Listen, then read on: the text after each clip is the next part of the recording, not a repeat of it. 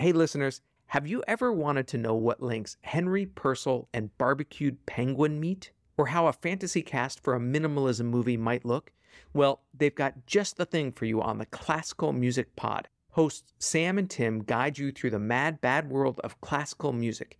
They've interviewed stars from Sheku Kanneh-Mason to Nicola Benedetti, tackled chewy subjects such as musical decolonization and the Ukrainian identity, and peeked under the bonnet of works both in and outside the canon. It's all topped off with a healthy sprinkling of cutaway humor and homemade jingles.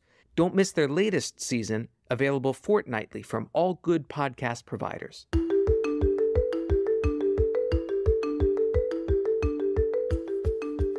Grammy Award-winning American countertenor Anthony Roth Costanzo has a voice that has captivated audiences in the greatest opera houses worldwide.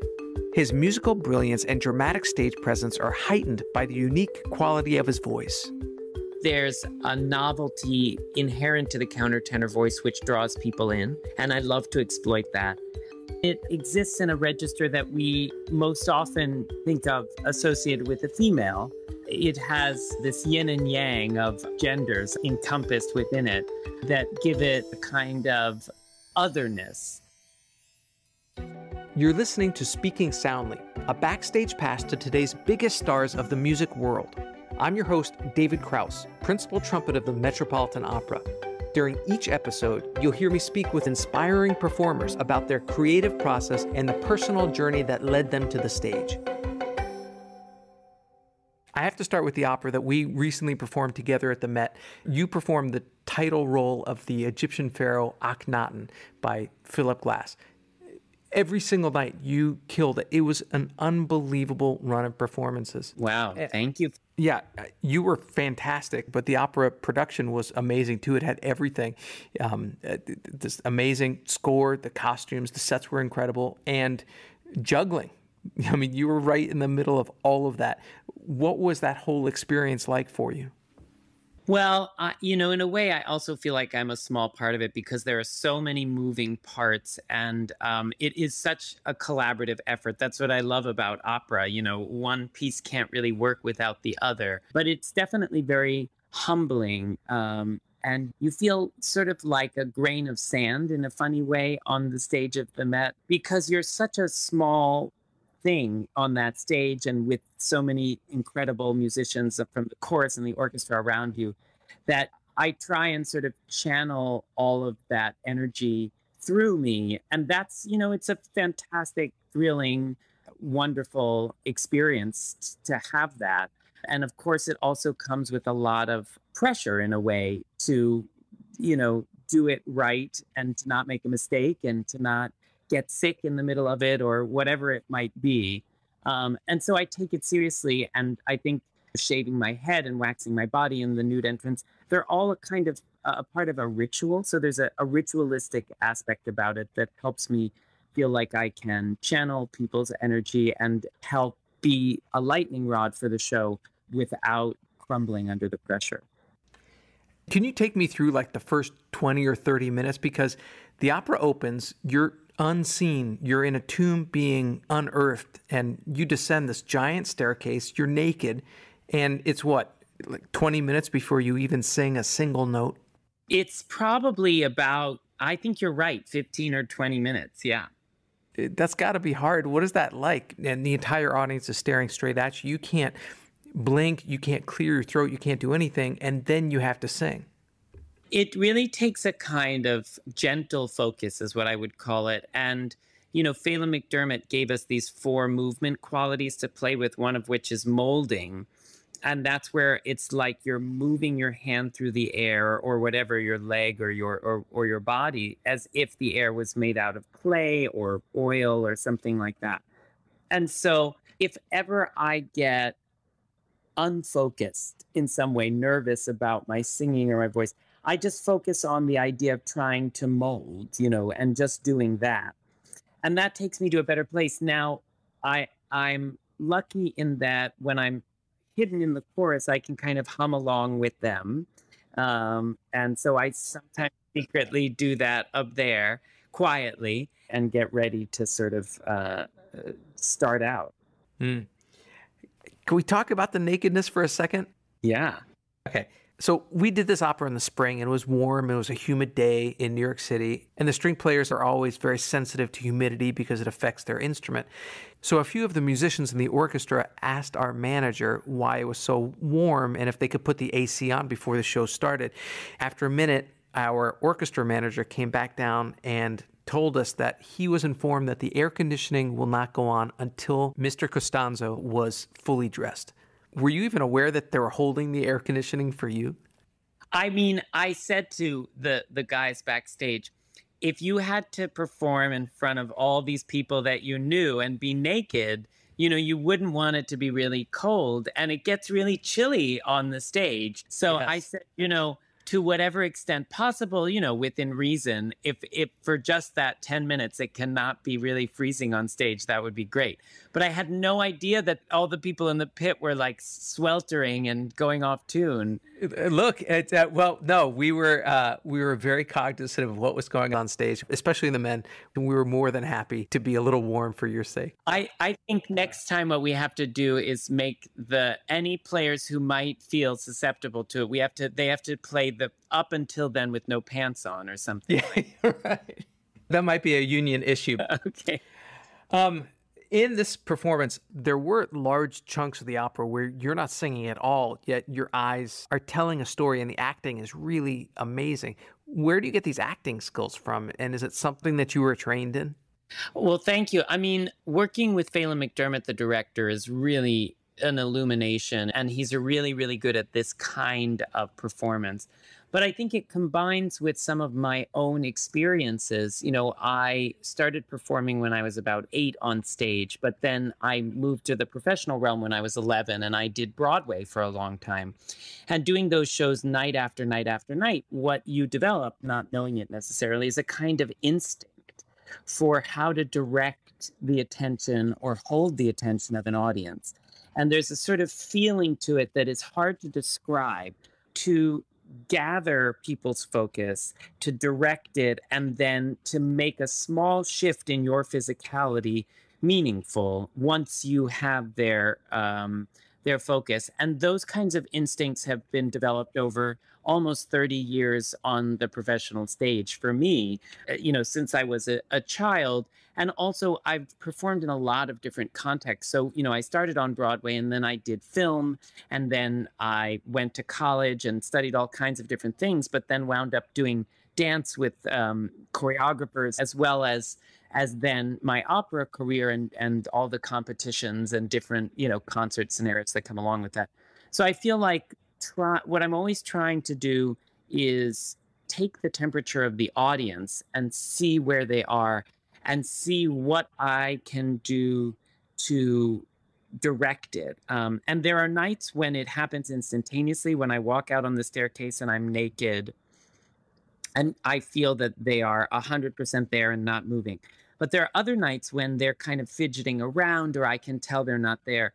And so that's when I have to either slow down or drop my shoulders or change my physicality in some way that allows them to settle their focus on me.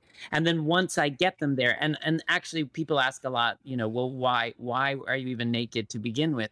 And I think that was the idea, is that it was going to really snap people into focus in a way that would allow me to be the person that carries them through this 3.5-hour marathon, because they form this intimate bond. So it's something that I'm constantly figuring out. And of course, each audience is different. So each night, you have to approach things in a slightly different way. You have to sort of consider how you feel their energy. And, if I'm singing Handel, I might use a larger pause in a cadenza to make sure that they're really attuned to something. If I'm singing Philip Glass and there's no wiggle room for tempo, I might use dynamics vocally to sort of bring them in, or I might use physicality dramatically to do it. So I'm constantly a barometer for what's happening in the room that way.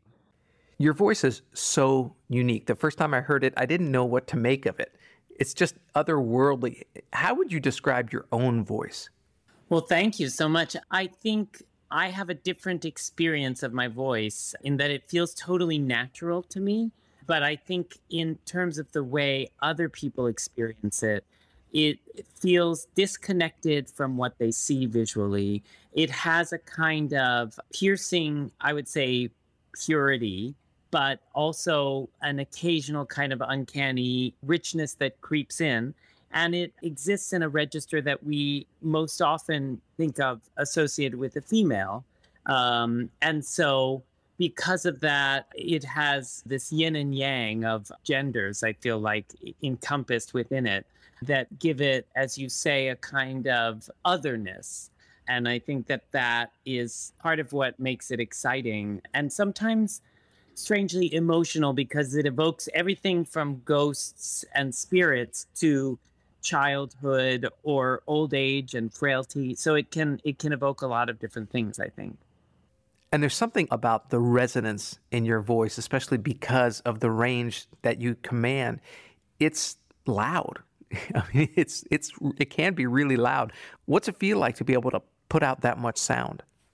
Well, I say that opera or that classical technique is kind of the Olympics of singing. It does require a lot of preparation and a lot of energy and a lot of coordination, I would say. But I think it does for all of us in this, classical sphere. There's a lot of that kind of flow state that we have to get into after hours of practice, where our body understands a kind of coordination.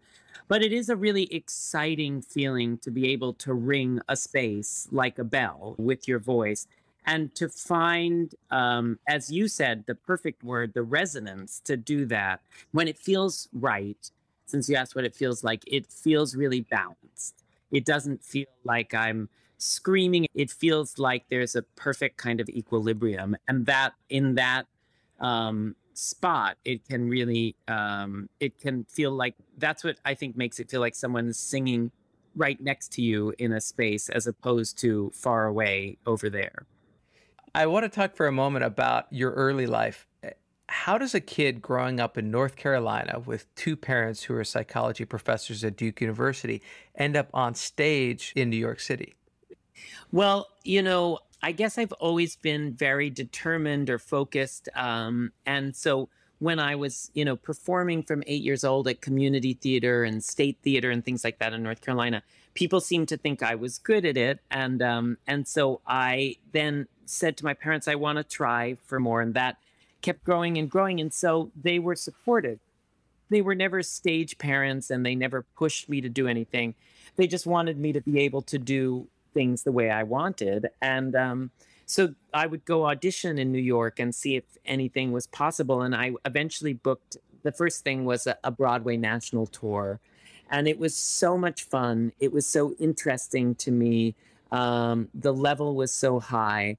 And I was able to rise to that level and to stay there. And so I kept seeking out different things. And I did everything from, a new musical at Playwrights Horizons about William Butler Yeats to performing A Christmas Carol on Broadway with Ben Vereen and Terrence Mann and, with all different size ensembles. And, sometimes you were doing a couple shows a week like opera, and sometimes I remember when we did A Christmas Carol, we did 17 shows a week of this 2-hour show.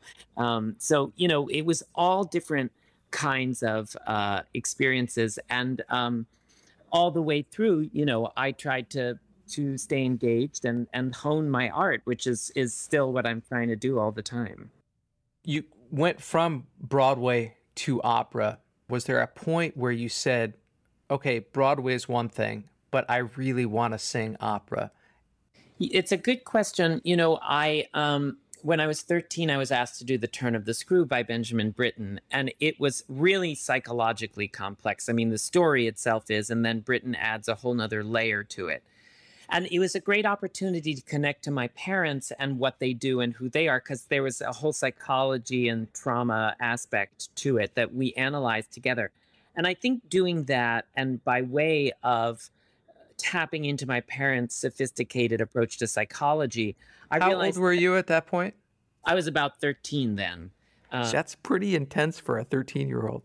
Yeah, I mean, it was because I had to play this role. And so we started to talk about the role. And they would drive me. It was in New Jersey, this opera at something that used to be called the New Jersey Opera Festival. It was about an hour-long drive from New York, which is where we were staying. And so we would talk in the car there about the plot line, and it was difficult for a 13-year-old to grapple with in a way, because what was actually going on and what was the implication of something or another. So we talked about it just like you would talk about a piece of literature in school, really. But what then the next step was to figure out how to express that, and the depth of expression that was possible with opera because of the complexity of the music and the catharsis of the art form felt to me like it had a depth that was harder to reach in musical theater, which was really fun and often much more entertaining in a straightforward way, but didn't necessarily reach that kind of depth all the time. And on top of it, somebody said, well, maybe you're a countertenor. I was singing as a boy soprano, thinking that's what I was. And I'd never heard of a countertenor. So I looked it up, and it just basically seemed like I should keep singing high. And so I did that. And I got a chance the next year to sing with Pavarotti, who was doing his competition in Philadelphia. I got to see this whole, what I would call, glimpse of the golden age. You had Pavarotti and you had all those kinds of old school opera folks. And there was a kind of wonderful, warm romance about that whole world, seeing it, being a part of it, feeling like I was really steeped in the tradition that was opera, connected to the vitality of expression that it can have, but also interested in entertainment, because that's how I began, has given me an interesting trifecta as I approach the art form, and am not at all interested in eradicating traditions, but rather embroidering them so that they can have more relevance today. And you do that night after night when you perform on stage. It's amazing. So the opera bug had bitten you. You'd already sung with Pavarotti, but then you shift. You decide to go to Princeton and pursue a formal education outside of music. Was this your idea, or was it the influence of your parents? At that point, I sort of knew I wanted to be an opera singer, but my parents said, well, you could go to conservatory, but there's so much else to learn about. And it's true that opera involves poetry and literature and history and all these different interdisciplinary things. So eventually they convinced me that maybe I should consider going to university instead of conservatory. And then as I went to visit Princeton, I saw all of the incredible academic things that were happening there, courses on practical ethics or computer science, or things that, I still think about and I still use, and that really gave me a different understanding for the world. But most importantly at Princeton, when I got to my senior project, which they call the senior thesis, I put together this huge sort of Baroque pasticcio opera, and I had to produce it. I had to find the money. I needed like $35,000 to do it, and the university wasn't going to give it to me. And so I went and created a whole production plan, raised the money, raised 100,000 extra, made a documentary. It went to Cannes and all of this stuff. And the choreographer who was directing it and working with me on creating it, who was a professional New York artist named Carol Armitage, she wanted to start her dance company again in New York. And so as I graduated college, she asked if I'd be the executive director of her dance company based upon the work I had done producing at Princeton. And so the 2 years that I did that between college and grad school were a whole nother education into marketing, press, fundraising, company management, all of those kinds of things. And so I learned a lot that has served me really well in those years as the executive director of that dance company, before I went and really, got down to nuts and bolts and learned how to be a better opera singer. And also, as you do at conservatory in a way you can't at a place like Princeton, what's the industry? What are the competitions? What are the auditions? Who are the young artists programs? Who are the people in charge of this or in charge of that? And how, if you want to be a part of this world, how do you play ball? You must be the most well-rounded and well-educated opera singer I've ever met. When you're producing and you're being an administrator, do you think the fact that you're an artist, first and foremost, helps you in those roles? Is there some cross-contamination there that is beneficial, or does it get in the way? I think that's a great question. I think that the reason for me that I've been able to be successful as a creative producer comes from being an artist. Because really a lot of producing in those contexts is having an understanding of what the artists need and what the orchestra needed and what they wanted, what wouldn't be comfortable for them. The sort of diplomacy and the skill of communication is the same kind of communication I talk about with the artist and the audience. That very carefully honed communication where you're listening and also expressing yourself. I think that's the most successful kind of producing and leadership, where you can assemble a team of the right people, have the right kind of ideas, but also listen to the artists who are there, who are going to actually be doing it with you, and create what they need in order to really excel. And then figure out how to package all of that for the press, for the public, for a funder, and successfully communicate that the same way I would want to convey an aria or, convey an emotion in performance. So for me, the two are very, very closely linked. And of course, I believe that the arts in this country are so often determined by people who have not had the experience of being an artist. And so I am a big advocate of the opportunities for artists to sort of shape the creative landscape themselves based on their knowledge of the material. That's fantastic. When you sing, you make a connection with the audience and you make it relevant, but opera doesn't always have a reputation of being accessible and contemporary. What are some of the ways that you're trying to change that perception?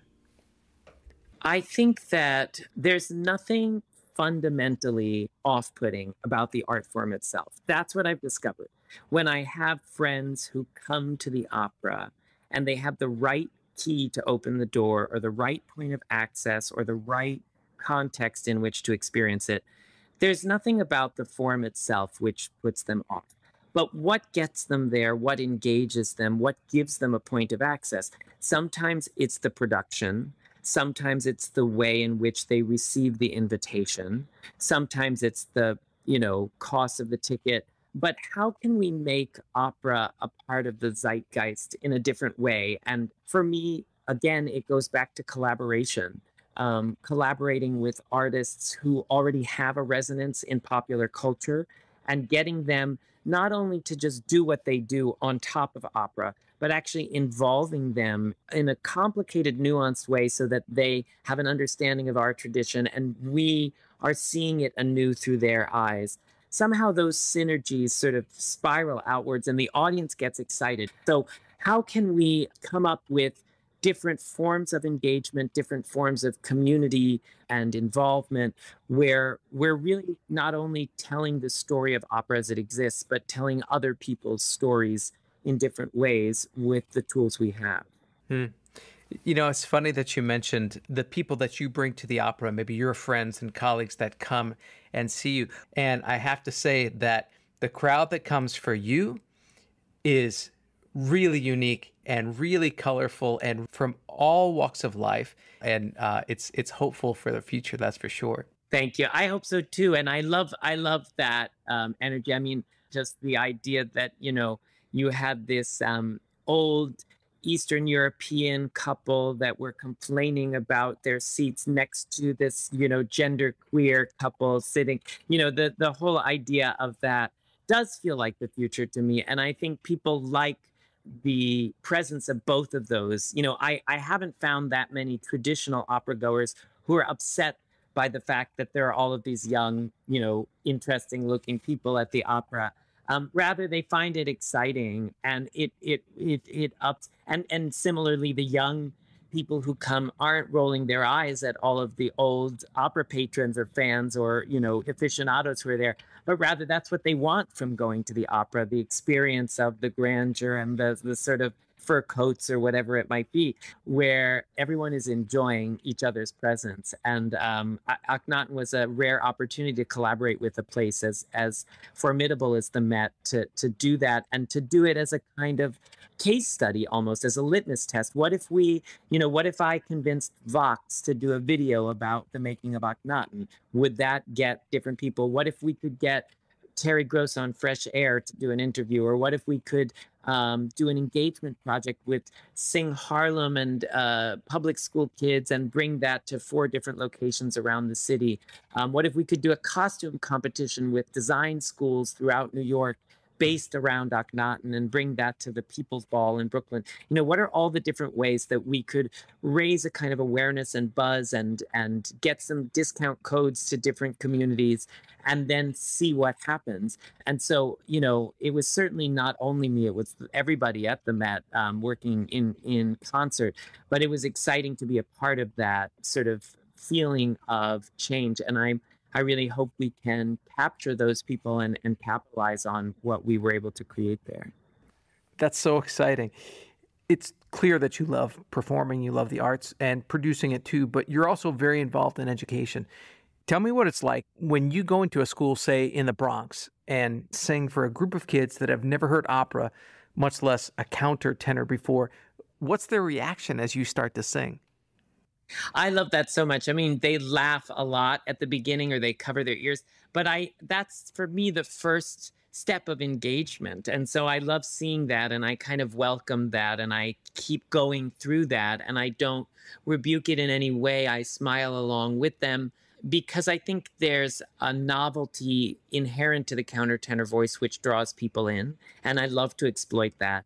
But also, kids are so struck by the uniqueness of the sound and the experience that if you give them a couple of tools, they don't have to speak Italian, you don't have to give them a whole history lesson. But if you just talk about the emotion in a piece and you connect it to the emotion that they might be experiencing in their lives, and open them up by talking about what they're going through in their own lives. And then you say, okay, well, this is a piece about those very similar things. That's really the uniqueness of the sound combined with the intensity of their lives. I mean, every kid that I've encountered as I go to schools is having some kind of intense experience, whether they're upset they didn't get a sandwich or whether their brother was killed. It's a different thing, but they experience things in an operatic way. And so if you can make it seem like there's this outlet that expresses that in the same way I felt it when I was a kid, then they connect to it. And that connection must be something to witness. What's it like when you're singing for a kid and their hands are over their ears and they're laughing, or maybe they don't want to hear it, and then eventually they start to listen and connect to your voice? What is that moment like as a performer for you? It's very moving to see, and it gives you a sense of universality, that the music itself and that the human voice, which is so primal, is something that connects us, and that from the time we're children is what we relate to. And if you do it in this extreme way of opera, it can unlock these kind of deep emotions, and to see that happen in kids is very affirming. It makes you believe in that moment that there's a reason to keep doing opera and to keep pushing for more people to know about it. I hope you enjoyed this episode of Speaking Soundly. If you like what you heard, please tell your friends about it. Spread the word. Be sure to follow, rate us, and leave a review wherever you get your podcasts. To keep up on future episodes, follow us on Instagram at SpeakingSNDLY and visit our website, artfulnarrativesmedia.com. Tune in next week as we hear another inspiring artist speaking soundly.